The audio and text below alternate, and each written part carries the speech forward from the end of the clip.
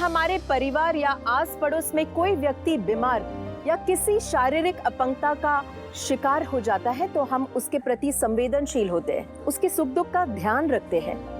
पर यहाँ स्थिति इसके बिल्कुल उल्टी जान पड़ती है। जहाँ एक तरफ व्हीलचेयर से बंधी एक छटपटाती लाचार जिंदगी है, तो वहीं दूसरी तरफ अपनी बेशर्मी की खुली आम नुमाइश करते दो लोग। ऐसा क्या था कि ये व्यक्ति इन लोगों की इन घटिया हरकतों से इतना विचलित दिख रहा था? ऐसा तो तभी होता है जब कोई अपना ही रिश्तों की मर्यादा को तार तार कर देता है। तो आइए जानते हैं।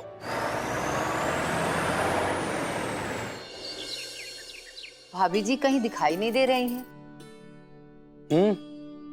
वो ऑफिस से निकल चुकी है, बस घर आती ही होगी। भाई साहब, आपका घर तो बहुत शानदार है, वैसे आप करते क्या है? जी मैं गवर्नमेंट कॉलेज में टीचर था, लेकिन कुछ गलतफहमी की वजह से मुझे डिसमिस कर दिया गया। उसी मामले में पिछले 7 सालों से मैं केस लड़ रहा हूँ। और रही बात इस घर की, तो ये मेरी पत्नी का है, जिसका कपड़ों का इंपोर्ट एक्सपोर्ट का फैमिली बिजनेस है। नमस्ते। नमस्ते। हाउ आर यू जीजा जी? अगर आपकी और दीदी की बात बनती है तो ये मेरी छोटी बेटी रितु। बेटा नुपुर को बुलाओ, लड़का लड़की एक दूसरे को देखेंगे तभी तो पसंद करेंगे। जी अभी बुलाती हूँ।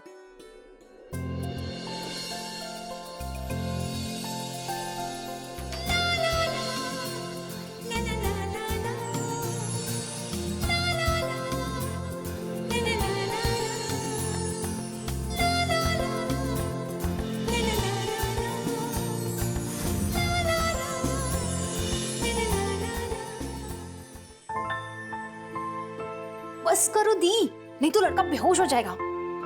चुप कर बदमाश। वैसे होने वाले जीजा जी तो बड़े हैंडसम है। रितु, तुम्हें पता है ना, मेरे लिए लुक्स मायने नहीं रखते। हमेशा से मुझे एक ऐसा लड़का चाहिए जो शक्ल सूरत में भले 19-20 हो, पर पढ़ा लिखा और सुलझा हुआ इंसान होना चाहिए, और हमारी ट्रेनिंग भी अच्छी हो। वो सब तो ठीक है दी, पर इसका पता तो ऐसे रूम में बैठ के चलेगा नहीं, तो इसके लिए हमें बाहर जाना पड़ेगा। आपको लड़के से मिलना होगा। चलो सब वेट कर रहे हैं। क्या हुआ दी? मुझे पता है ना कि मैं भी शादी के लिए तैयार नहीं हूँ। अरे दी, तो अभी कोई आपकी शादी थोड़ी ना करवा रहा है, बस लड़का ही तो देखना है। चलो अब जल्दी, सब वेट कर रहे हैं।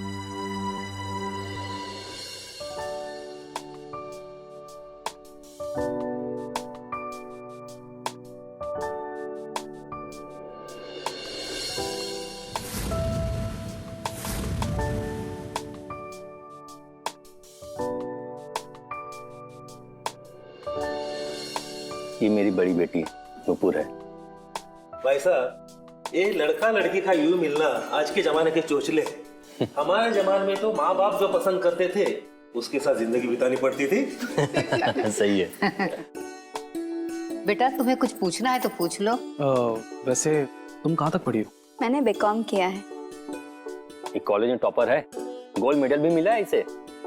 वैसे आपने कहाँ तक पढ़ाई की है? मैंने तो 12वीं तक पढ़ाई की है। वो क्या है ना कि उससे आगे की पढ़ाई मेरे बस की नहीं थी, और मेरा सारा समय बॉडी बिल्डिंग में निकल जाता था। लगता है जिम में बहुत मेहनत करते हो।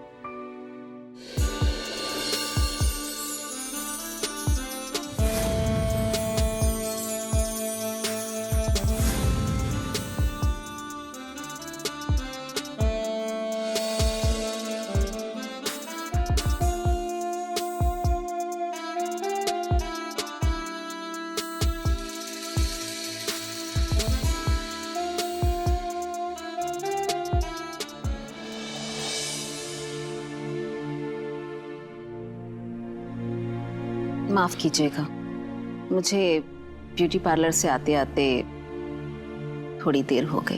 भाभी जी, ये मेरा बेटा वैभव है, आप देख लीजिए। अब देखना क्या है, लड़का हमें पसंद है। 1 मिनट सोरा। अब अपनी बेटियों की भलाई मुझसे अच्छा और कौन समझेगा, क्योंकि मैंने ही तो पाल पोस कर इन्हें अपने दम पर बड़ा किया है, तो इनके फ्यूचर का फैसला लेने का हक भी मुझे ही होना चाहिए ना। लेकिन मॉम। लेकिन वेकिन कुछ नहीं। लड़का अच्छे घर से है और दिखता भी अच्छा है। और फिर हम मुंह मांगा दहेज भी तो देंगे, पर हमारी एक शर्त है। लड़का शादी के बाद यहाँ घर जमाई बनकर हमारे घर में रहेगा। देखिए, आपकी बात तो नेक है, लेकिन वैभव हमारा इकलौता बेटा है। तो क्या हुआ, हमारी भी तो 2 बेटियां हैं। और फिर अगर वैभव घर जमाई बनकर हमारे घर में रहता है तो हमारे घर और कारोबार दोनों की देखभाल कर सकता है। और फिर ये तो हमारे लिए भी अच्छा होगा ना, क्यों वैभव? तो पापा मम्मी जरा 1 मिनट साइड में। एक्सक्यूज मी, आप दोनों शांत क्यों बैठे हैं? फटाफट हाँ क्यों नहीं कर देते? इतना बड़ा घर है, इतनी बड़ी प्रॉपर्टी है, सब मेरे नाम हो जाएगी। और तो और ये लोग दहेज देने के लिए भी तैयार हो गए, समझ रहे हैं? और वैसे भी आप तो इसी शहर में रहेंगे ना, मैं यहाँ करूँगा। अरे इतनी बड़ी पार्टी है, मालदार, फिर दोबारा नहीं मिलेगी, समझिए? हाँ कर दीजिए। बहन जी, हमें रिश्ता मंजूर है।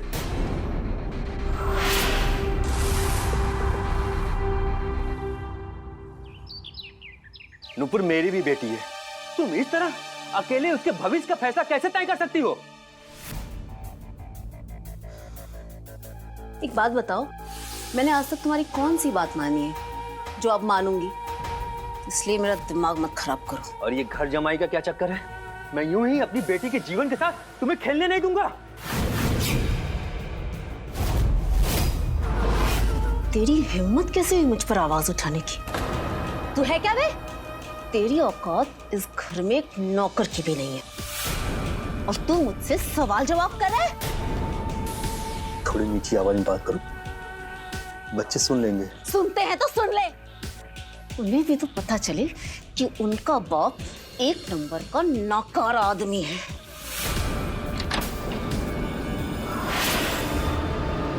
माँ रुकिए, ये आप क्या कर रही हैं? ऋतु ने आपका ये रूप देखा नहीं है। मतलब क्या तेरा? मेरा मतलब ये है कि ऋतु हॉस्टल में रहती है, उसको नहीं पता है कि इस घर में क्या चल रहा है, और उसको ये सब पता चलेगा तो उसका दिल टूट जाएगा।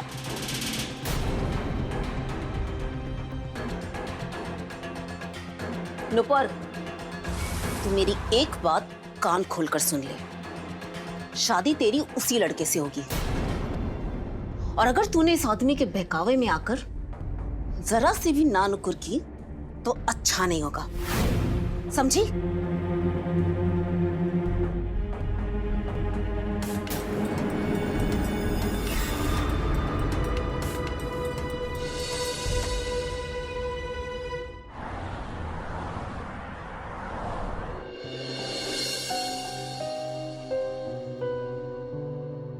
दीदी, हमारे माँ बाप ने सोच समझ के रिश्ता किया होगा। शादी का फैसला मम्मी का है, मेरा नहीं। तो उन्होंने जीजू में कुछ ऐसा देखा होगा ना। आप बस रिलैक्स करो और आने वाली जिंदगी का खुल के वेलकम करो। तेरे तो दोनों हाथों में लड्डू मिल गए मेरे भाई। एक तो इतनी अमीर लड़की से शादी कर ली, ऊपर से उसी का घर जमाई बन गया। Cheers मेरे भाई, cheers। अच्छा सुन तो भाई, तेरी जो छोटी साली है ना, उससे जरा हम शादी की बात करवा देना यार। Cheers for Weber। Cheers। पता नहीं, पर कुछ अच्छा नहीं लग रहा, मन बहुत घबरा रहा है। अरे दीदी, आप भी ना बिना बात के टेंशन लेते रहते हो। लाइफ की सारी अच्छी चीजें ना जल्दी हो जाती हैं, जैसे कि बचपन। वैसे जीजू कहीं दिखाई नहीं दे रहे।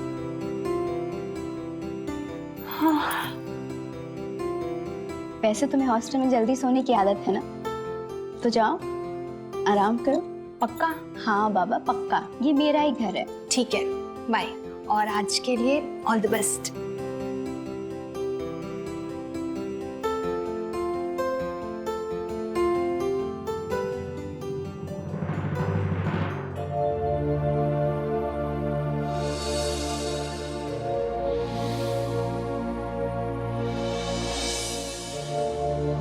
ओ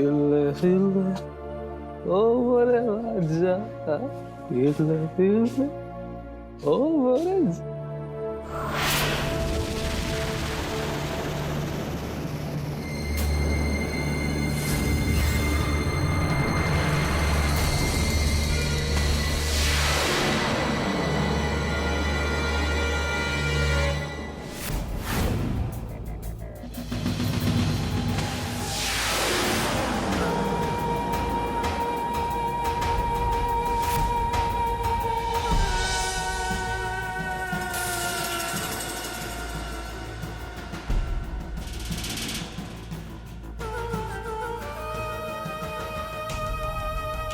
सासू माँ?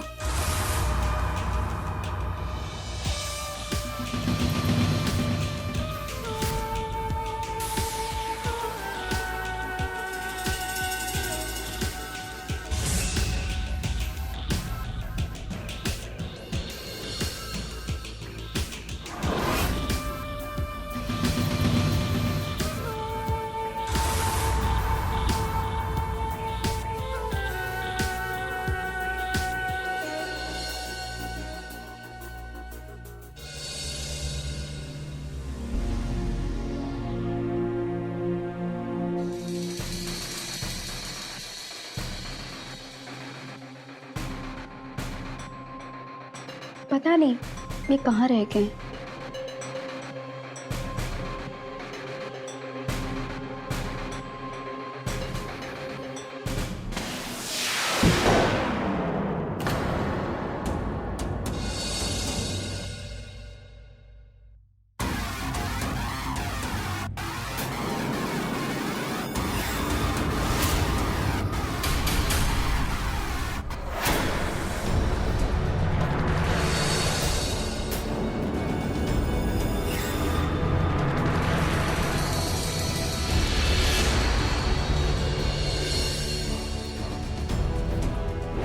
लड़का हमें पसंद है।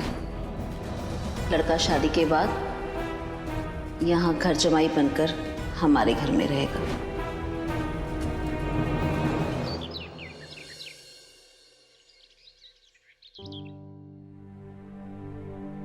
पापा चाय।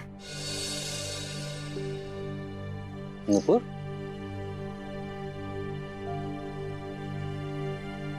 सब ठीक है ना बेटा? क्या हुआ? कल रात कुछ ऐसा हुआ कि मेरा मन मानने को तैयार ही नहीं है कि वो सच था। अभी भी ऐसा लग रहा है कि वो एक बुरा सपना था। सौरव को किसी के साथ देखा क्या? मेरे पति के साथ।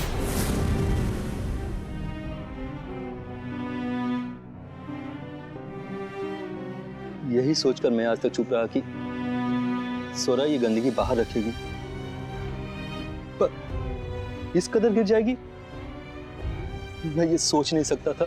माँ के बारे में न जाने कितने लोगों ने क्या क्या नहीं कहा, पर उनकी बातों पे मैंने कभी भी यकीन नहीं किया, क्योंकि मुझे ऐसा लगता था कि वो सब बस ऐसे ही कह रहे हैं। लेकिन कल मैंने जो कुछ भी देखा, अभी भी यकीन नहीं कर पा रही हूँ कि वो एक सच था। पापा, जब आपको ये सब पता था, आपने क्यों सहा? तुम्हारी और रीतू की वजह से। दीदी, पापा,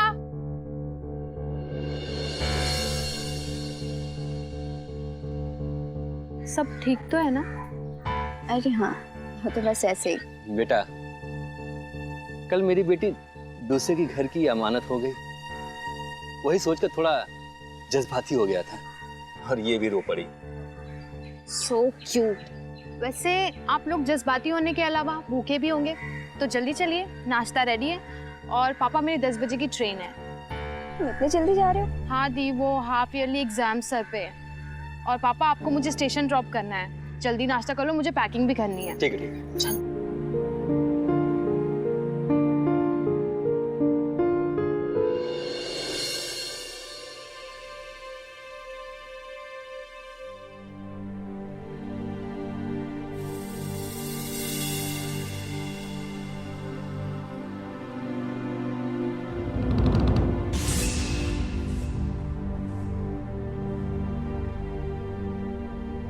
उम्मीद करती हूँ कल रात नए घर में तुम्हें नींद अच्छे से आई होगी। वैसे कल रात नींद आई किसे?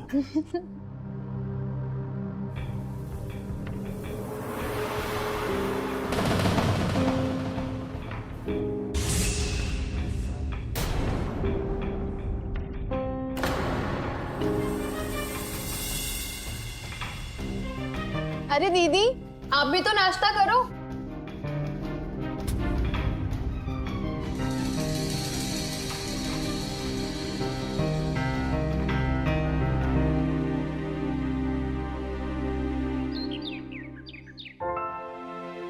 दी वो ब्लू जीन्स देना।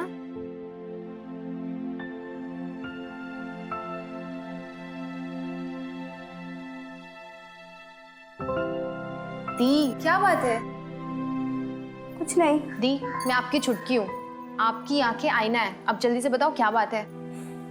अरे पापा सच में कोई बात नहीं है। दी मुझे ऐसा लगता है आप इस शादी से खुश नहीं हो, है ना? पर दी अब तो शादी हो गई ना। तुमने सही कहा, अब तो शादी हो चुकी है, शायद बहुत देर भी हो गई है। दी अरेंज मैरिज में तो ये सब होता ही है। आप एक बार जीजू को दिल से अपना कर देखो, अगर उनकी कोई बात पसंद नहीं आए तो उसे माफ करने की कोशिश कीजिए, उन्हें अपना दिल देकर देखिए। मुझे पूरा यकीन है कि जीजू खुद को नुपुर से प्यार करने से रोक ही नहीं पाएंगे। अरे बेटा क्या कर रही हो तुम लोग? जल्दी करो, ट्रेन छुड़ी आएगी। हाँ पापा। ऋतु, जी माँ। तुम रेडी हो? मैं ऐसे छोड़ दूंगी, तुम बाजार जाके दामाद जी की मनपसंद सब्जी ले आओ। चले ऋतु? हाँ माँ।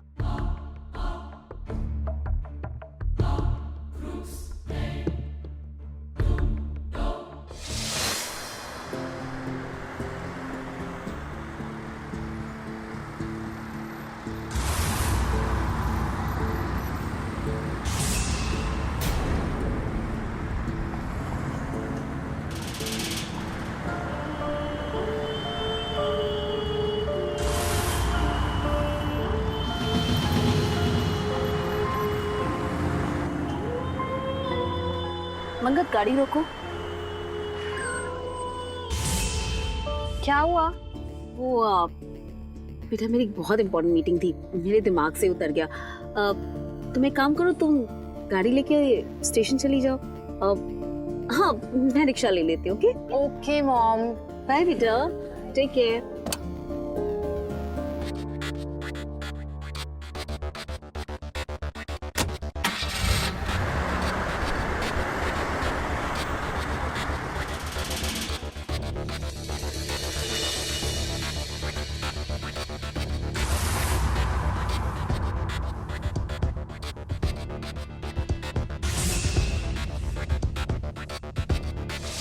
ये सोच के भी घिन आती है कि कोई इंसान शारीरिक सुख के लिए इतना कैसे गिर सकता है कि वो सास जैसे पवित्र रिश्ते को इस कदर शर्मसार कर दे। हमारे बीच आज भी ऐसे अनेकों लोग हैं जो शारीरिक सुख प्राप्त करने या कहे कि अपनी घिनौनी इच्छाओं को पूरा करने के लिए नैतिकता की कोई भी सीमा पार करने में नहीं हिचकिचाते। ये एक मनोस्थिति है जो किसी भी मर्द या औरत को हो सकती है, और स्वरा भी इसी मनोस्थिति या कह लो मनोरोग का शिकार थी, और उसे शारीरिक सुख की बुरी लत सी लग गई थी जो अब एक खुशहाल परिवार को पूरी तरह से तहस नहस करने वाली थी।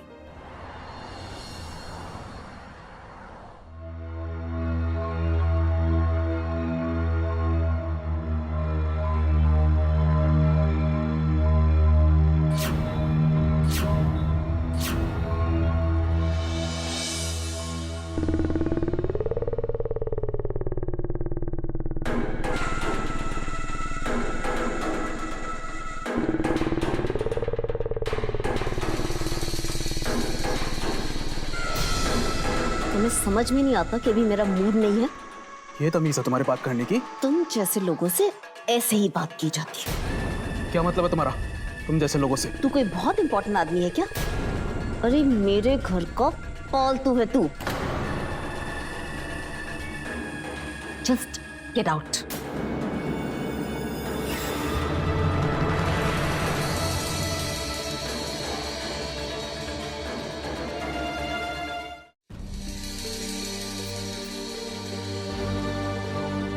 देख, ये जा रहा है मिस्टर बेचारा, अपनी बीवी तो संभलती नहीं, हर जगह मुंह मारती है। मोहल्ले के हर एक लड़के के पास आंटी का कोई ना कोई किस्सा तो है। लगता है अब हमें भी इसके घर के बाहर लाइन लगानी पड़ेगी। ये आंखें अपनी बीवी को दिखाई होती ना, तो आज तुम्हारी घर की इज्जत तार तार नहीं होती।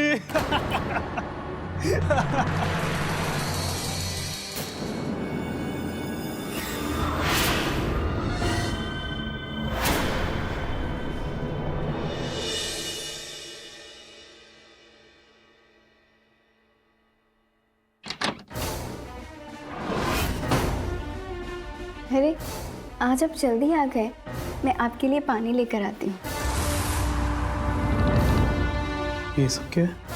हमारी शादी को 4 महीने हो गए और अभी तक हम एक दूसरे को समझ नहीं पाए, इसलिए मैं चाहती हूँ कि हमें अपने रिश्ते की नई शुरुआत करनी चाहिए। तू और तेरी वो माँ दोनों ही क्रिकेट हो। एक है कि आंख दिखाती है और दूसरी है कि प्यार जताती है। बदतमीजी करती है तेरी माँ मुझसे। क्या समझती है खुद को? अरे कुत्ता बना कर रख रखा है मुझे। मैं दिखाता हूं तुझे कि मैं कुत्ता नहीं, शेर हूं, शेर। ये क्या कर रहे हैं आप?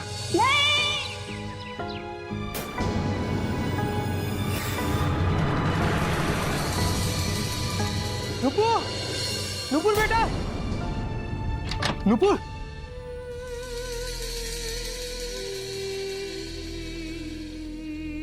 ये सब क्या है बेटा?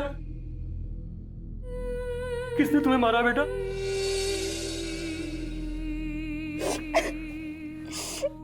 वैभव ने। वैभव?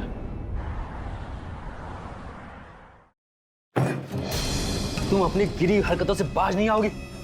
तुम्हारे इस गंदे दिमाग ने हमारे पूरे परिवार को बर्बाद कर दिया है। तेरी औकात नहीं मुझे आंखें दिखाने की। और जिस घर परिवार की बात तू कर रहा है ना, वो मेरे कमाए हुए पैसों से चलता है, इसलिए इस घर में चिल्लाने का हक सिर्फ मुझे है। तुमने कभी अपनी बेटियों के बारे में सोचा है? लोग क्या कहेंगे? तुम इतना हद तक गिर सकती हो? मैं तेरी बात क्यों सुनूं? आखिर तुझ जैसे नकारा आदमी को जिंदगी भर पाला है मैंने। मैं आज तक अपनी बेटी की खातिर चुप रहा, पर उस वैभव ने आज हद कर दी। उसने हमारी बेटी के ऊपर हाथ उठाया। मैं पुलिस स्टेशन जा रहा हूँ कंप्लेन करने।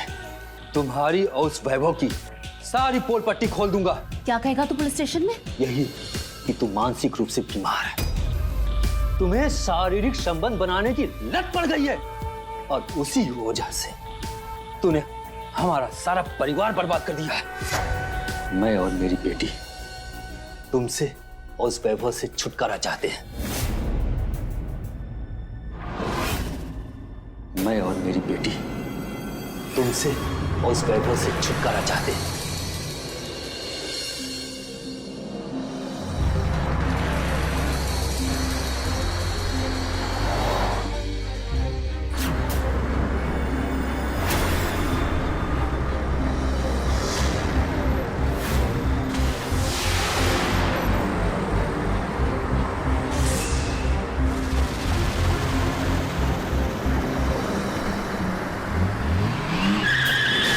अपनी घटिया सोच और उससे उपजने वाले कुकर्मों को छुपाने के लिए स्वरा ने एक बेहद संगीन जुर्म को अंजाम दे दिया था, और अब वो एक अपराधी भी हो गई थी। उधर इस एक्सीडेंट से नीरज की जान तो बच गई थी, पर वो पैरालाइज बेचारा लकवे का शिकार हो गया था। परिवार की सबसे छोटी बेटी ऋतु के वार्षिक परीक्षा सर पर थी, और इसीलिए बड़ी बहन नुपुर ने उसे पिता नीरज के एक्सीडेंट की बात बताना उचित नहीं समझा। नुपुर चाहती थी कि ऋतु बहुत अच्छे अंकों से पास होकर कहीं दूर एक अच्छी नौकरी के साथ सेटल हो जाए, और उस पर अपनी माँ के कलुषित विचारों की छाया कभी न पड़े।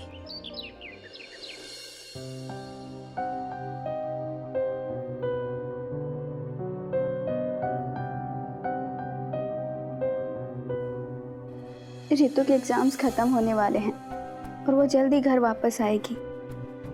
मेरा तो ये सोच के दिल घबराता है कि जब उसको पता चलेगा कि आपकी क्या हालत हो गई है, तो न जाने उस पर क्या बीतेगी।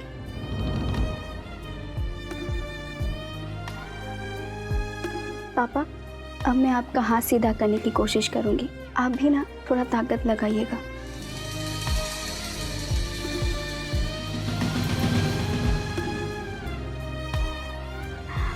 पापा, आपने उंगली हिलाई, फिर से कीजिए ना। पापा, आपकी मेहनत रंगदारी है और ये तो अभी शुरुआत है। आप फिर से पहले जैसे चलने फिरने लगेंगे।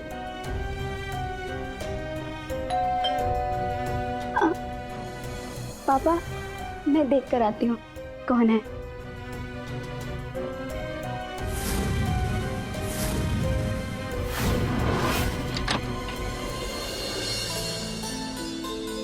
छुटकी,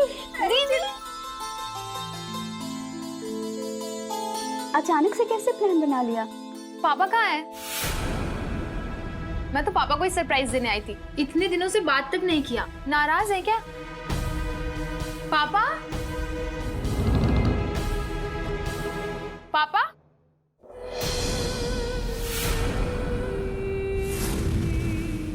पापा? पापा? ये क्या हो गया पापा? पापा ये क्या हो गया? दी, मुझे किसी ने बताया क्यों नहीं? पापा।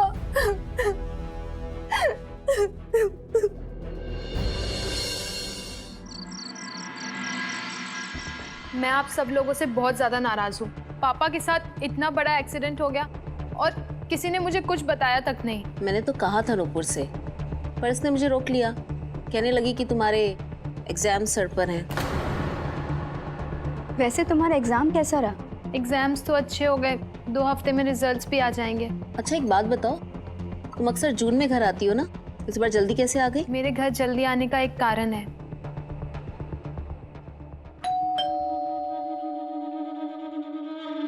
एक मिनट, मैं अभी आई। किधर जा रही है लड़की?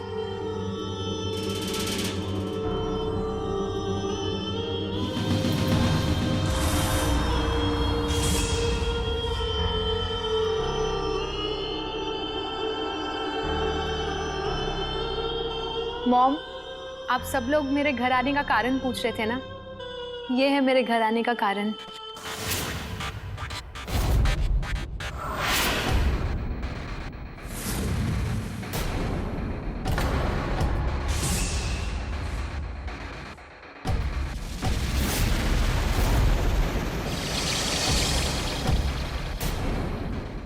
मॉम, ये मुदित है,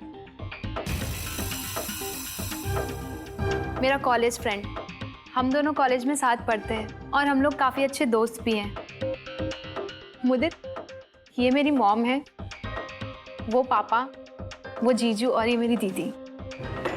हाय, स्टैंड।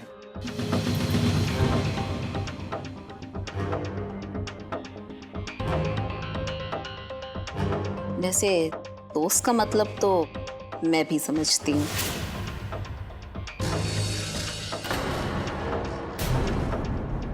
इससे पहले कि बात आगे बढ़े, मैं तुमसे एक बात साफ साफ कहना चाहती हूँ। जी, वो क्या? इस घर का एक नियम है, यहाँ से लड़की विदा नहीं होती, बल्कि लड़का घर जमाई बनकर इस घर में रहता है। बस मेरी एक ही शर्त है, शादी के बाद इसे इस घर का घर जमाई बन के रहना होगा।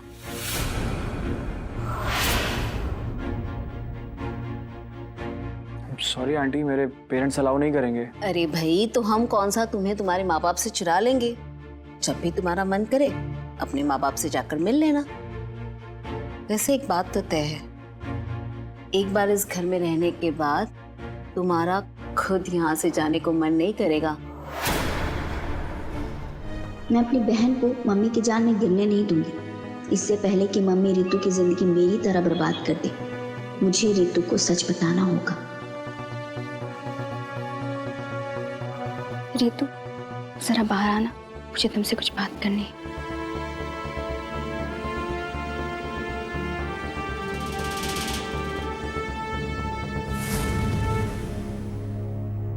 रितु, तू आ गई?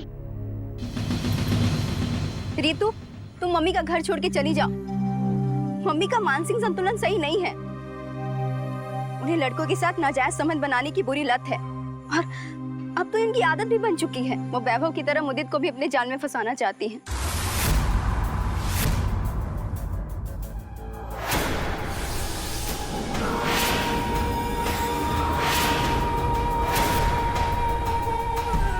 माँ, मुझ पर उंगली उठाने की तुम्हारी हिम्मत कैसे हुई? मेरे बारे में इतनी घटिया सोच? तुम्हें क्या लगता है कि मुझे तुम्हारे बारे में कुछ भी नहीं पता? मैं आपके बारे में सब कुछ जानती हूँ। और मुझे लगा कि आपने मेरी जिंदगी तो बर्बाद कर ही दी है, पर मैंने ये कभी नहीं सोचा था कि आप रितु की जिंदगी में बर्बाद करने के लिए तैयार हो जाएंगी। नुपुर, मेरी बात सुनो। नहीं, मैं जा रही हूँ तुम्हारा उसको सच बताने।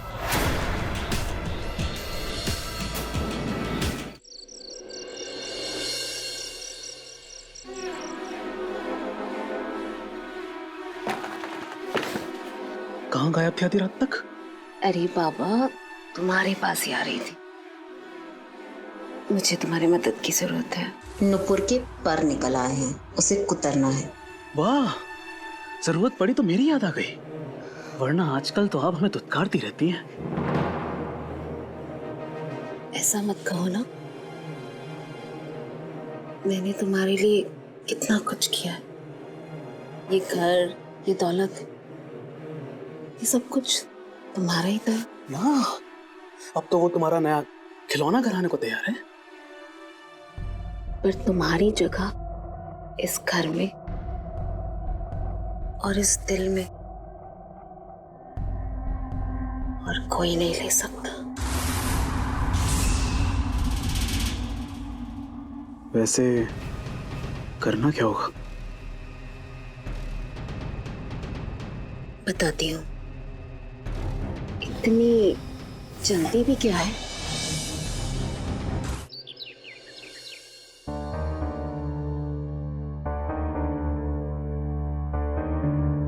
ओह गॉड, फिर से देर हो गई। दीदी बहुत गुस्सा करेंगी। दीदी, चाय मिलेगी क्या? ये दीदी भी कहाँ है?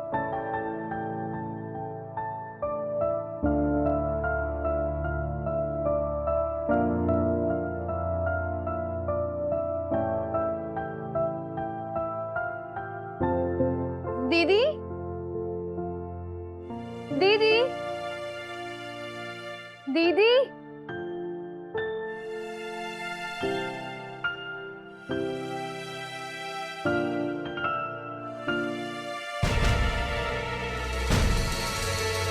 क्या? दीदी, पापा,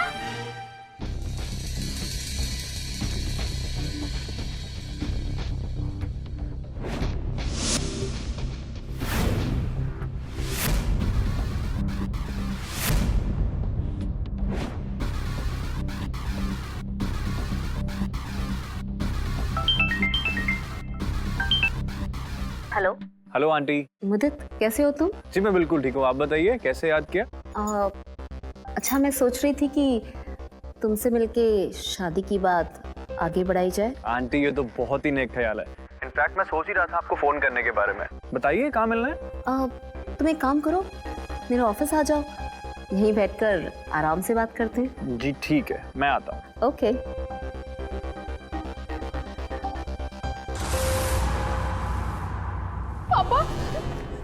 पापा दीदी घर छोड़कर चली गई है। ये लेटर मुझे बाहर मिला। पापा, दीदी ऐसे अचानक से कहाँ जा सकती है? पापा, आप ठीक तो हो ना पापा?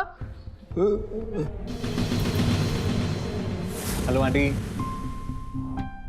ओह मुदित, जी आओ ना, बैठ। जी थैंक यू आंटी। देखो, मुझे आंटी मत बुलाया करो। जी? मुझे मेरे नाम से बुलाओ ना। अगर हम दोस्त बन जाए तो अच्छा नहीं होगा? जी आंटी, मेरा मतलब है स्वरा जी। जस्ट स्वरा। ओके स्वरा।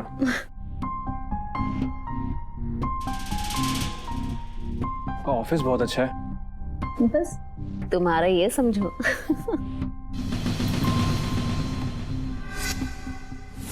क्या चाहिए पापा आपको?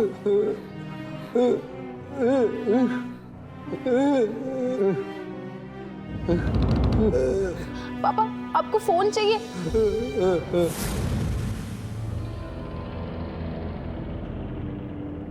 देखो मुद्दत, ये घर, ये ऑफिस, ये सारी दौलत, ये सब कुछ तुम्हारा ही तो है। बस तुम्हें मेरा होना होगा। क्या हुआ? तुम्हें मेरा हाथ लगाना अच्छा नहीं लगा? क्या बातें कर रही हैं आप? एक्चुअली मेरा वो मतलब नहीं था, गलती से हाथ लग गया। कोई बात नहीं। तुम्हें लगता है मेरा हाथ झटकने से तुम मुझे खुद से दूर कर पाओगे? मैं तुम्हें हर कीमत पर अपना बना के रहूंगी। चाय? मैं चाय नहीं पीता। देखो तुम्हारा और हमारा रिश्ता जुड़ने वाला है, तो चाय से ही मुंह मीठा कर लो। ऐसी बात है तो ठीक है। गुड।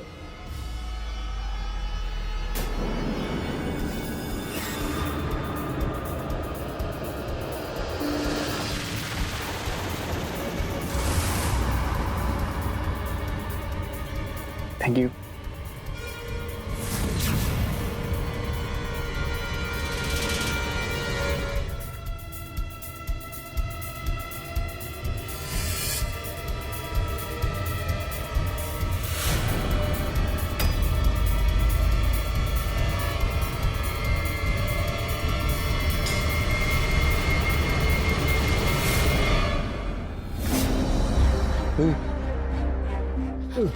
आप किसी को कॉल करना चाहते हो? नहीं, आप कुछ कहना चाहते हो? ये लीजिए पापा, टाइप कीजिए।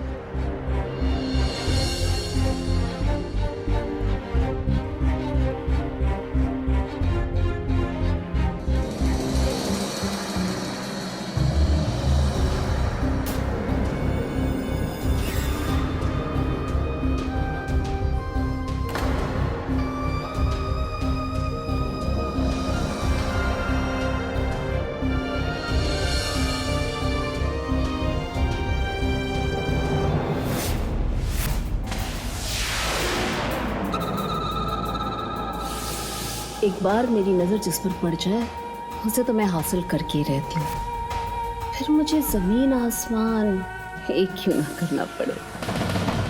जब से तुमने देखा है, तुमने मुझे दीवाना बना दिया है, और अब हमारे बीच जो भी होगा उसे मैं रिकॉर्ड कर कर तुम्हें ब्लैकमेल करूंगी, और फिर तुम हमेशा के लिए मेरे हो जाओगे।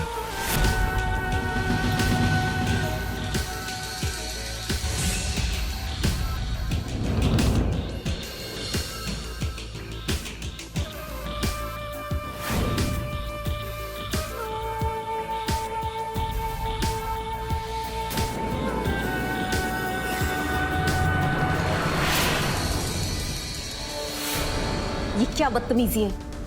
आप लोग बिना इजाजत अंदर कैसे आ गए? हमें इस जगह के बारे में कंप्लेन मिली है, गिरफ्तार करो उसे। एक मिनट, मैं एक इज्जतदार घर की औरत हूँ, अगर मुझे किसी ने हाथ भी लगाया ना तो मैं एक एक को देख लूंगी। मैडम, आप हमें हमारा काम करने से नहीं रोक सकती। इस जगह की तलाशी के लिए सर्च वारंट है हमारे पास। चलो इस ऑफिस की तलाशी लो। ठीक। अरे ये क्या कर रहे हैं आप? रोकिए उन्हें।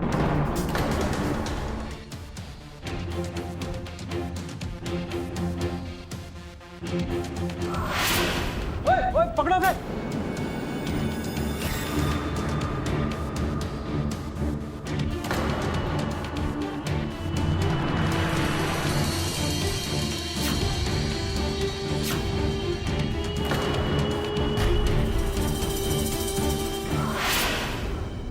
नशा या लत, चाहे वो किसी भी चीज का हो, हमेशा नुकसान ही करती है। कोई भी लत धीरे धीरे इंसान को अपना गुलाम बना लेती है और फिर उस इंसान को अपनी लत की पूर्ति के सिवा और कुछ नहीं सूझता। यही हुआ स्वरा के साथ। उसकी शारीरिक सुख की भूख इतनी बढ़ चुकी थी कि उसे सही गलत का पता ही नहीं चला।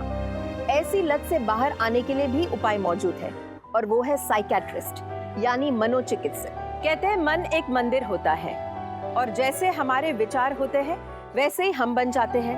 तो अगर किसी के मन में काम, वासना और रिश्तों को कलुषित करने वाले विचार चलते हैं तो उसे अपनी सोच बदल देने की बेहद जरूरत है। स्वरा के साथ भी यही हुआ। स्वरा के साथ उसकी शारीरिक सुख की भूख इतनी बढ़ चुकी थी कि उसे सही गलत का पता ही नहीं चला। फिलहाल स्वरा और वैभव पुलिस की गिरफ्त में है और उनके ऊपर आईपीसी की धारा के अंतर्गत मुकदमा चल रहा है। वहीं दूसरी तरफ नुपुर अपनी बहन ऋतु और पिता के साथ एक नई जिंदगी की शुरुआत कर चुकी है। इसी के साथ मैं इंदिरा कृष्णा आप सभी से विदा लेती हूँ। फिर मिलेंगे ऐसी ही एक सच्ची घटना के साथ। तब तक के लिए be alert, be safe and be good और देखते रहिएगा क्राइम अलर्ट, जुर्म के खिलाफ आवाज। जय हिंद।